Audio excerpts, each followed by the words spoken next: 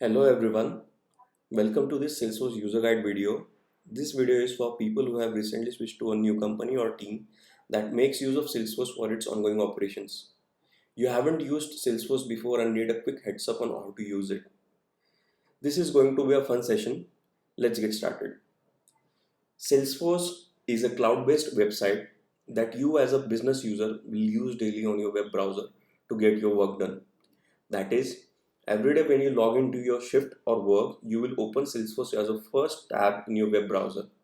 In a usual scenario, your machine will have a bookmark or shortcut on your web browser or desktop pointing to your organization's Salesforce instance. Upon opening the same, it will direct you to a web address, something like this, which is default Salesforce login page URL, or a custom login page with a custom URL, your organization's logo, a few other options to log in, and so on. For some users, you might not even require a login. That is, you will get auto logged in using your machine's logged in user.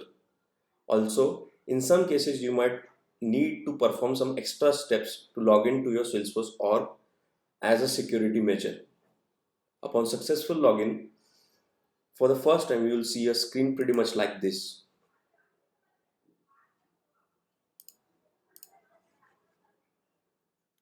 Okay, now we will discuss some terminologies and review the same concepts in a demo environment. While doing the same, so first thing that we need to understand in Salesforce is how the data or information is been structured inside Salesforce. So first term that we have in that is objects. So objects are a type of business data in context. You can have multiple objects in your business data defined to operate your business. So let's look at some object examples. You went to a vegetable shop, you see vegetables and fruits on the place, and these two are the objects that you see. Vegetables one is one object and fruit is one object. Okay, then let's say if you are a car manufacturer, cars are your main business object. If you are selling apparels are your main business object. Now in all three you'll have orders for these particular products. So order is your another business object that you'll have in your business. So for all objects there is an individual data entry for each object, which is also referred to as records in Salesforce. Okay, so let's say if you have this car object and each car is added to your car's object database. So this particular car which has a build number, let's say 123, is a car record in your Salesforce. And then if you have various OEM or spare part providers for this particular car build, then those related object records of that OEM or spare part providers will be the related records of this particular car record. So vendor or OEM spare part provider is also one object in your Salesforce organization setup, and it can be related to a car record. Okay, then we have record types. Record types basically is a classification of records into a particular group to better manage the records. For example, let's say you have SUV cars as well as sedan cars in your organization, and there are minute differences between the fields that you use for SUV and sedan class cars, um, which can confuse you as a user. In that case, you have your business data is defined into multiple record types to help you out with this process. Now let's look at what we talked inside Salesforce. So when you go into Salesforce, you will have some navigation items over here. In that, let's say we have an account objects tab or item.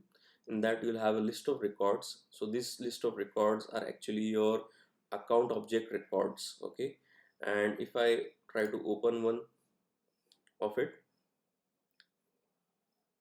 and under that we have a related section, okay, or related view. In that view we have related contact records, opportunities under that account. So these are actually the related records of that particular account. In our case, you'll have a cars object, some car record. In each car, you'll have, let's say, OEM provider related record in with respect to our example. Okay, and to provide you the understanding of record types, let's say we have this opportunities object. In that, if I try to create a new opportunity, you'll see that it asks me a record type for sedan or SUV. Okay, if I click on sedan and I click on next, look at the fields very carefully. You'll see primary campaign source is given for sedan type of opportunity, and these are three sections like opportunity information, additional information, description information. You try to cancel it and try to now select SUV and look at this. It has different sections and the fields are little different than what we saw for sedan class opportunities. This is actually record type. That is the idea behind that record types, to manage the data very carefully. Hope this explains what and how data is managed in Salesforce. Now we'll look at these same things from app perspective. Okay. Now let's discuss first what is page item or view. So in Salesforce, these navigation items are called as items, or these are also called as pages. Let's say home page or home screen. You can refer it to as screen as well, or home item inside this sales app. This is actually an app. We'll talk about apps more in few minutes, but these are all the navigation items, also referred as tabs or uh, app item or page. So if I go to accounts page, you will see a list view. This is actually a list view, and if I try to open the record, it's a record view, and inside it we have this record detail view, then related records view. Okay, so these are actually views of particular section. When referring to a specific section or whole of a particular page or app item, we are actually talking about view. So these are the three views that we discussed. One is list view, then one is the record view, and then record detail view, and then we have related record view over here. So when you go to let's say I go to a list view, each first column of that table data that we have is a clickable link to the record view of that particular page. This is highlights panel that gives you some key details of the particular record, some actions over here that we'll talk in a bit, and some key fields of the particular record, and a component that we'll also talk in a few minutes. Okay, so these are these four views. Then we have actions. So any type of action that you can perform within Salesforce is also called as actions. So based upon what kind of action you can perform, these actions have different names. For example, you have global actions over here. Okay, you can see if I hover on this plus icon, we have global actions. If you click on this, we have new event, new task, new contact. These are global actions. Let's say I want to quickly email someone, then I can use or if I want to quickly add a new lead, you can use the new lead global action. Now I am on an account page. It will not actually relate that particular lead to this since it's a global action. Just creating a new lead. Let's say I go to leads object tab or leads app item, and I try to use the new lead quick action. Let's say we'll quickly add a new lead.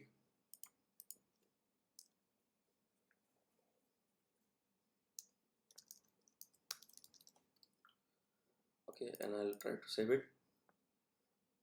I'll refresh this list view. We'll get that particular lead record added into the leads app item or tab, and I can also inline edit this record. Okay,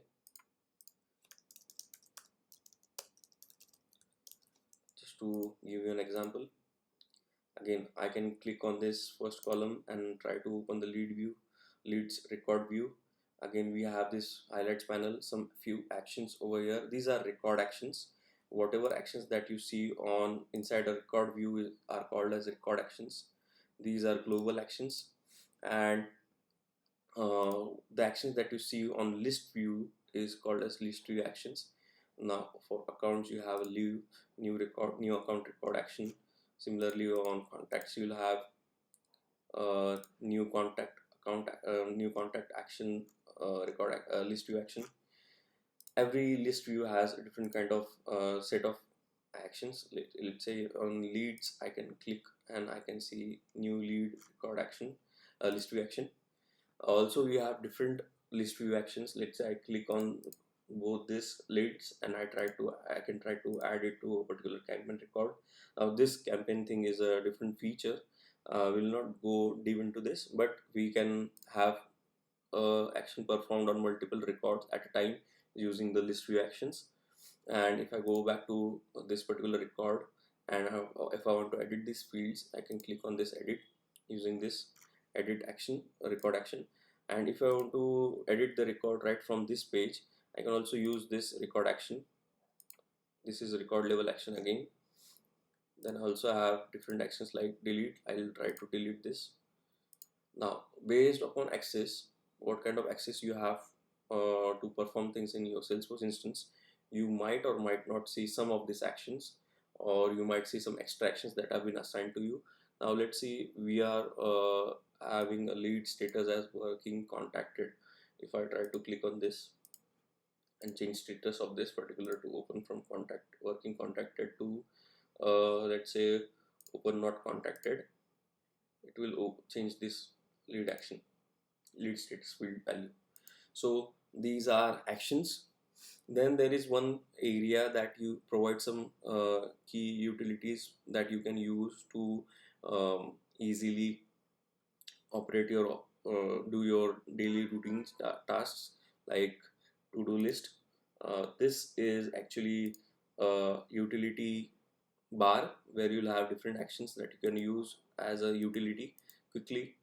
uh, Now in that you can see we have some tasks that are listed, and if I drill down on this task, it's due today. Then record a view is also due today, it's in progress. We are recording this particular video. That's a task that I've added into my to-do list. We can have uh, let's say if I want to see just the in progress ones in this list, or cancelled ones in this list. Similarly, now this is just one particular utility that I'm trying to demonstrate. These are this is just one particular utility that I'm trying to demonstrate. You can have multiple utilities that you can use for your business day-to-day operations. So a combination of utility, combination of navigation items, let's say whether it's an object app item or non-object app items, combination of that particularly uh, relates to a specific business department or function of your business is called an app. Now you can try to access these apps from this app launcher. You'll see some apps listed over here. If you have a lot of apps, it will just list this much, and you can then view other apps in view all thing.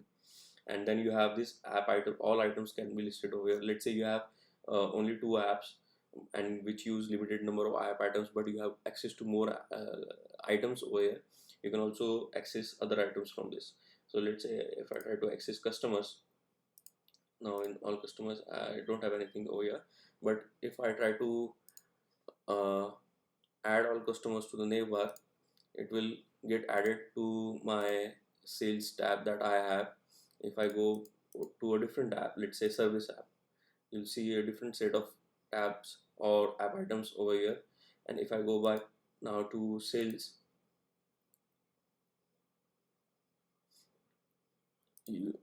you'll see the customer stuff that was added. If I want to change this back, I can switch click on this pencil icon. I can remove this from here. I can change the order. Let's say I want to see accounts on the very first contacts next to accounts, then opportunity leads has to be very first, and then I have cases after campaigns files.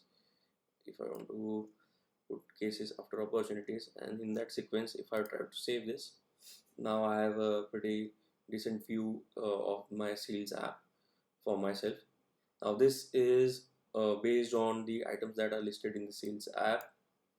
I have reordered it to my preferences. And now we will discuss about some advanced concepts.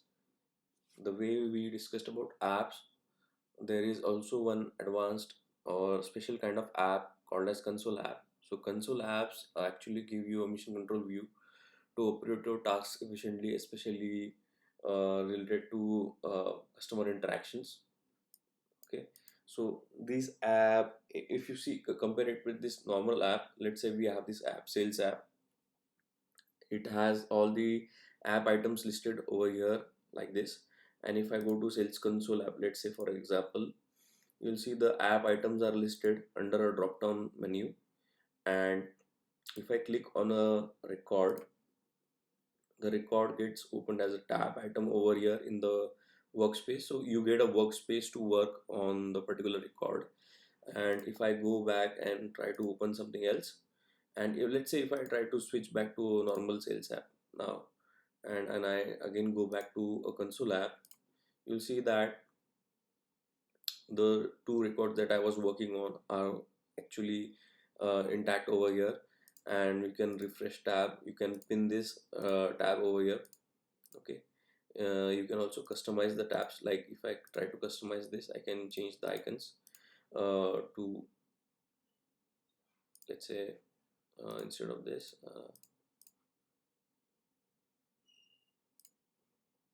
you can change the tab to your needs. You will also get this view split view that you can use with the console apps. Then with this, if you try to open a related record, let's say I open this particular contact record, you'll see that this contact record is open as a sub tab under this tab. This gives you a better view of your data in a proper way to uh, work on this record efficiently. So that is the basic idea behind console app. Now we will discuss about activities in Salesforce.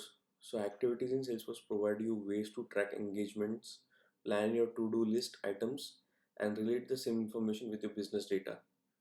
In same, you will see two main things. One which is tasks, which are your to-do items, and second are events, which are actual customer interactions or business events that happen around your business data. So as you can see on the screen, we have this activity timeline over here with some activity actions on top of it. You can see a call task has been recorded over here, which was due yesterday, and I have a meeting scheduled for 2 p.m. today, which is an event. And we'll just quickly have a view of this thing in calendar. Now you can see I have two types of calendars added. One is the event calendar, which is by default you'll get the events calendar. And second, I have added the tasks on my calendar as well. So one key difference that you can see over here is with tasks you will only have a due date and a status of that particular task. So tasks can be different from event, that they don't have a start and end date. Start is usually the created date, there is a due date, and the task will be shown on the calendar till the point this particular task is been has been edited. So if you can see over here, it has started from the created date 3:26 p.m. on 3rd, and till the point it was edited, it will show on the calendar. But events are a little different. Event have a location, event have a start and end date. So every event is specific to a time. And if I try to edit it in the calendar, you'll see there is this one field, all day event. It specifies whether this is an all day event and to whom the particular event is been referred to, like is it related to some business data or not. And over here you can see some basic subjects of the event, like call, email, meeting, send letter, quote. It's an uh, business event over here. Send letter quote is a business event, it's not a actual customer interaction, but these are customer interactions. And you can also write over here your own, like an online conference. You can also write your own, like on online conference, and yeah, it will get edited over here. Okay. So, and inside calendar you'll have different views. Now this is a month view, just like any other calendar that you use on internet, like Google calendars or so. You will see some different views like day view. Okay, you'll have a week based view. Then you'll have a table view in which you will only see the calendar events and not other calendars over here. It will only show you the events and not the other calendars. Now, just to make sure we are clear on this, this tasks is a calendar that I have added using new calendar feature, where you can also refer other objects, let's say accounts. And if I say start field is created date and end date is last modified date, in that case, and all accounts, and field name to displays account name, let's say account name.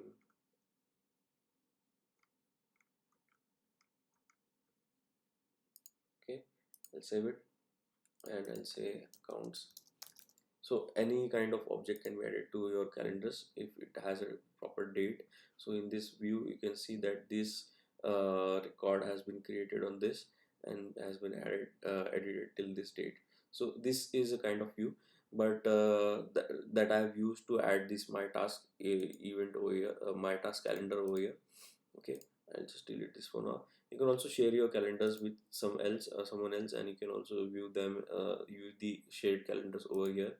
Okay, and that's pretty much about activities in Salesforce.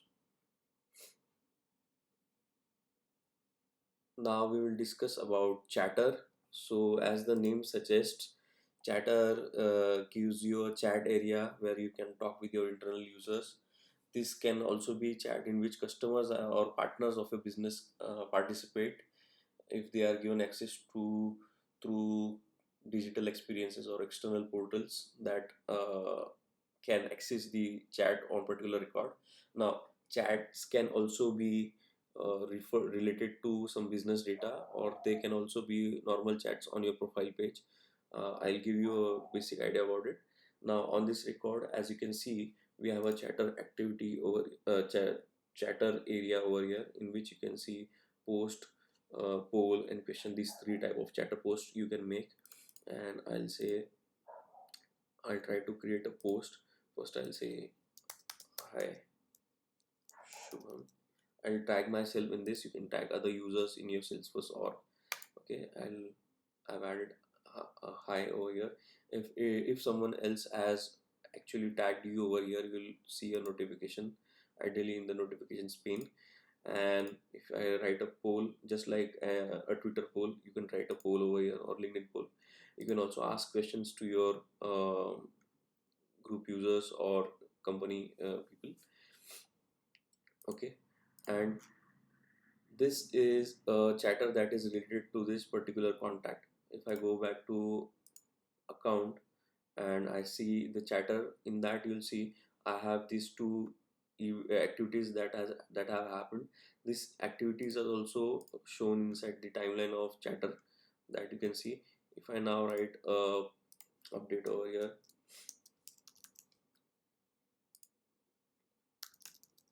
let's mention the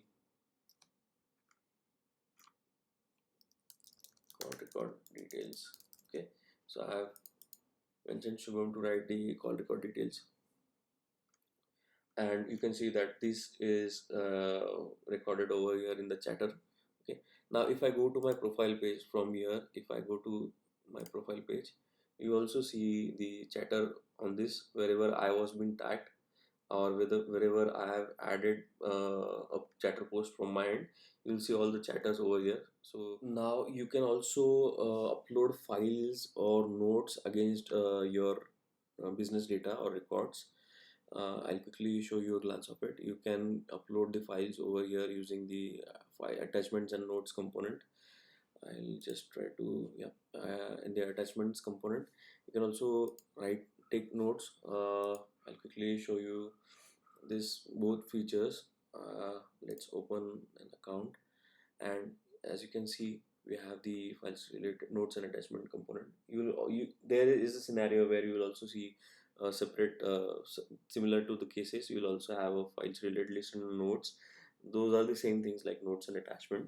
So I'll try to quickly upload a file by dragging and dropping over here, and you see that the file has been uploaded. Okay, file has been uploaded. I can also take notes. Let's say I want to take a note, I'll create a new note on this particular record, account record, note as in next steps.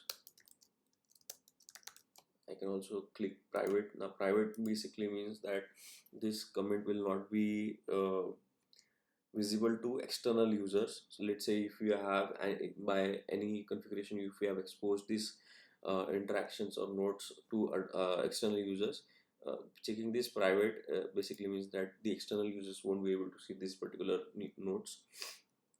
So following are the next steps.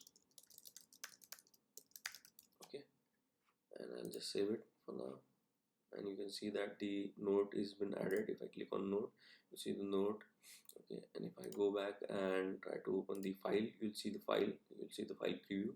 Now in file you can get a public link. Okay, in file you can get a public link, you can share it with other users or also groups. So user groups are basically a group of users with whom you can share or participate in, and you can have different levels of access like viewer or collaborator. And you can download the file, then you can upload a new version for the file. You can edit file details like the file name. Let's say this file name is not looking properly, so I'll just add a name, I'll just save it. Okay, so I have replaced the name. You can also add a description in the file details, so that it's easy to access. And if I go to file details, it will actually open the detail view of the file, in which you can see the file preview. You can see details of that file. You'll see with whom this particular file is been shared with. So the owner that uploaded the file will get the access, and the record on which the file was shared will also get the access. The number of versions that we have, if someone has followed this particular file, for example, let's say I am following this file for some reasons, and I'll try to refresh this now, refresh this tab. You'll see that one user is following this particular file. So things that you follow inside Salesforce, you will get updates regarding same inside your feed, and notifications. Okay, um, now that's about following. And you can also favorite items of your choice that you visit repeatedly whenever you log into your work. Let's say you are working on a case that will continue for, let's say, for a week or so, and you don't want to keep searching on the record, about the record. So what you can do is, instead of searching the record, you can add it to your favorites. And whenever you, let's say I close this and I go to a different app, and I inside this app I again want to open this case directly, instead of going to this, I can quickly go to this and try to open the case from the favorites list. Okay, so that's one thing about favorite list. And then there are these two items called as reports and dashboards. So inside reports, you can run the reports on your business data. I've created a sample report just to explain you what or how the reports look like. I've created a report on opportunities that are won, all opportunities that are in stage of won. Now based upon your access, you will or will not be able to create reports, but you can definitely access the reports that you are shared with, so that you can use these reports to make business decisions around it.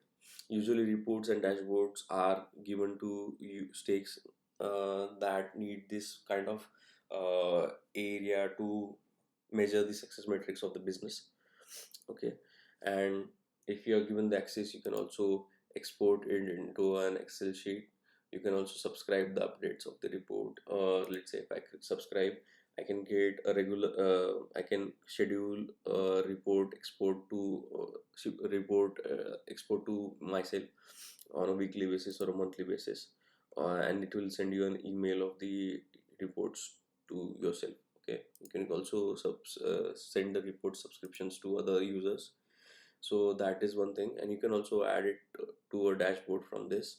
You can also add these reports to other dashboards directly from right from here, or you can build your own dashboard. So I've created a dashboard in which I've added the same report in multiple views, or multiple in form of multiple components, like a donut chart, a bar chart, and a list view chart or table chart over here, and I can view the same report right from over here. You can also refresh the dashboards from dashboard itself. You can refresh dashboards. You can also subscribe that dashboards, and that's it about reports and dashboards. And let's talk about a thing that might or might not be required for you, but it's important to know that there is this thing which is called as Salesforce Classic Experience. So what you see usually in this environment, the user experience that you see, this one is called as light. If you see over here, it's written Lightning. So it's actually a Lightning design experience, also called as Salesforce Lightning Design System. And previous to that, there was this classic system known as Salesforce Classic still. And if there is a requirement that you want to switch to Salesforce Classic, then that option is available under this user setup area, where you can use this option to switch to Salesforce Classic, and you will see you will get access to Salesforce Classic from there. You can also switch back to Lightning using this link to switch back to Lightning once your work in Classic is done, whatever operation you want to do in Classic. Okay, more there are some areas where this classic thing comes into picture, but as such, in your if you're a Lightning user, you don't need to get bothered about Lightning, a classic user experience. Okay, then apart from that, uh, there is an area, let's say in your user setup, there is this settings page where you can basically change your personal settings. Personal settings like You can change your personal settings like your email, your nickname, your address, your work information, your start date, end date. This is your detail. But inside your personal details, you can also change your, let's say, language and time zone. You can change your language and asset. You can do your email setup, like you can add your email signatures over here. You can set up your chatter email notifications. Okay, you can set up your chatter notifications, what kind of notifications you want from your chatter. Then you can set up some calendar settings over here. Then if you have a desktop add-ons, like if you have any file connect or email kind of configurations, then that can be accessed over here in this area. Okay, then let's say if you have to change your password, you can use change my password.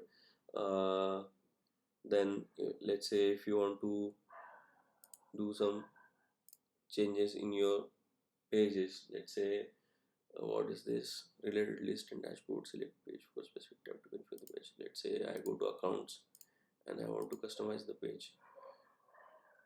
You can okay, you can manage the related list. You can change the kind of related list that you want on that page, that kind of setup.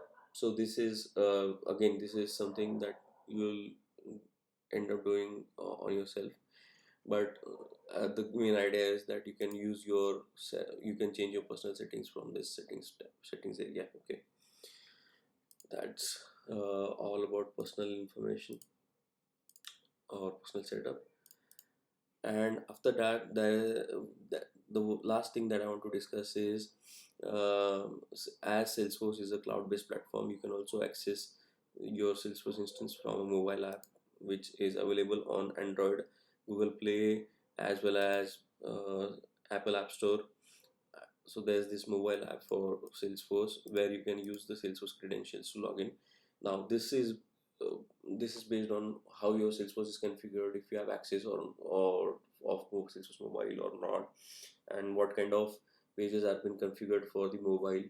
The experience is little different from what you see as a whole picture on desktop. But yes, you can do most of your operations from your Salesforce mobile also if you are on the go. And if there is a particular different app that is needed for your field work as a Salesforce user, your organization will give you proper details about what app needs to be installed. Is it Salesforce, or is it a special app that is integrated with Salesforce, or a different app from Salesforce itself? That instructions you'll get from your organization. Now that we have covered all the topics in this deck, I will leave you with some extra information before closing the video that I missed to cover so far. The next thing that I wanted to discuss was Salesforce search. So in Salesforce, you can search for relevant information using global search box, which is at top center of all screens that you can see. This is by default enabled with instant search in Lightning experience, which makes the search process a pretty user friendly.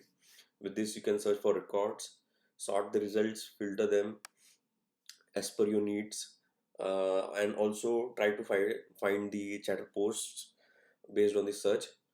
You can also search for list views and get actionable views for records right in this search box. So for example, if I try to hover on this case record, I get the highlights panel of the case with some very important details and actions that I can perform right over here. Like if I click on edit, it will give me a model pop-up to edit that particular case. Now if I go back to this and I say open cases, you can see I get the list views based on that. If I click on this, I can see list items from that list view over here right itself. If I search for post, let's say, I can search a chatter post based on that. If I let's say try to search Burlington, it will give me all possible results. I have an account, contact under that account, a lead and opportunity for that particular account. I can also search based on a number. Let's say I have 210 or 210, for example, 201. Okay. So as you can see, while I'm typing, it actually populates these information results right over here. And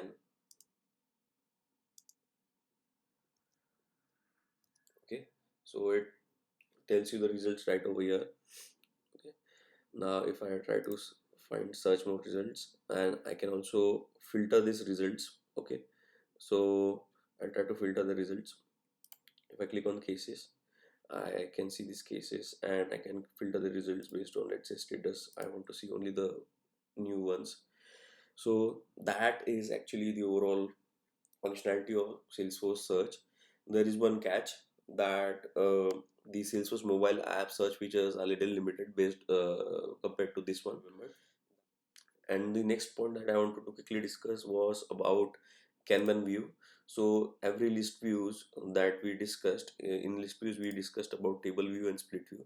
So actually split view also we saw it on task tab when we were discussing tasks. So we can see a split view. So it's like when I click on this record, it will show you the record detail page right on the right hand side. Okay, similarly, if we go back to the list view and we go back to table, there is this third view which is Kanban view, which actually gives you a Kanban view of the records based on whatever Kanban settings that you have decided. So I've grouped by status, because of which it's telling me that at what stage or status these case tickets are inside Salesforce. I can also drag and drop the records in this Kanban. Based on that, it will update the status of that particular case. So that's one way of updating records in Salesforce. You can also get the record level actions right over here from the down arrow on this Kanban view. Okay, and the last thing that I wanted to discuss was Salesforce help. So if you're stuck on a particular screen and you don't know where to get the information from, you can make use of Salesforce help, which you can see over here, which is a question mark, or you can use the guidance center. It's just on the left hand side of the Salesforce help. So inside Salesforce help, you will get the relevant information about this particular page or screen that you are on. So let's say you are on cases, it will give you, let's say, what are cases, manage and work with cases kind of results. If that are not helpful, you can also use the guidance center. Guidance center will not give you relevant information, but you can use it to search for any particular learning material that your organization has assigned to you. Now there is also a section called as related to this page. So what's the case? These are the articles. And let's say if you don't want to go that route, inside this Salesforce help also there is this related section where you can which you can use for learning purpose. That I want to highlight is keyboard shortcuts. Okay, so I'll quickly switch to Sales app to demonstrate keyboard shortcuts. I'll go to an account record. Now, if I open the keyboard shortcuts list, you'll see that I can use edit using key press E. So I'll try to do that, and upon pressing E, it opens the model power for editing the particular account record. And if I press escape, it will close that window. Okay, so that is keyboard shortcuts, how you can use keyboard shortcuts, and you can view the list of keyboard shortcuts from over here. With that, we are at the end of this video. If you have any suggestions or feedback, please make sure you leave your 2 cents in the comment section. And I wish you a great day. Bye.